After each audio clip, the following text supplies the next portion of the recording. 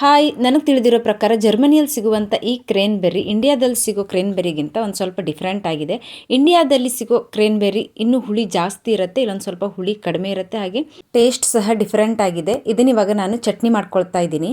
ಇದರಿಂದ ಚಟ್ನಿ ಅಷ್ಟೇ ಅಲ್ಲ, ಉಪ್ಪಿನಕಾಯಿ, ರಸಂ, ಸಾಂಬಾರ್ ಸಹ ಮಾಡ್ಕೊಂಡು ತಿನ್ಬಹುದು.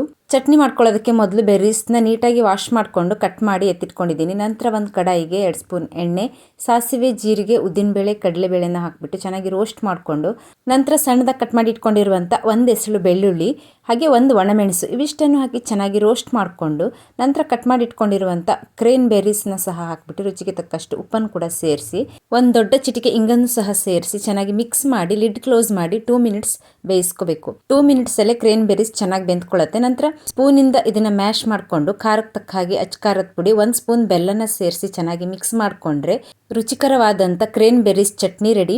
ಇದನ್ನು ಅನ್ನದ ಜೊತೆ ಕಲಿಸ್ಕೊಂಡಾದರೂ ತಿನ್ನಬಹುದು, ಇಲ್ಲ ಅನ್ನ ಸಾಂಬಾರ್ ಜೊತೆ ಉಪ್ಪಿನಕಾಯಿ ಥರ ನಂಚ್ಕೊಂಡಾದರೂ ತಿನ್ನಬಹುದು. ತುಂಬ ಟೇಸ್ಟಿಯಾಗಿರುತ್ತೆ. ರೆಸಿಪಿ ಇಷ್ಟ ಆದರೆ ವಿಡಿಯೋಗೊಂದು ಲೈಕ್ ಮಾಡಿ, ಹಾಗೆ ಚಾನಲ್ಗೆ ಸಬ್ಸ್ಕ್ರೈಬ್ ಆಗಿ. Thank you. Bye bye.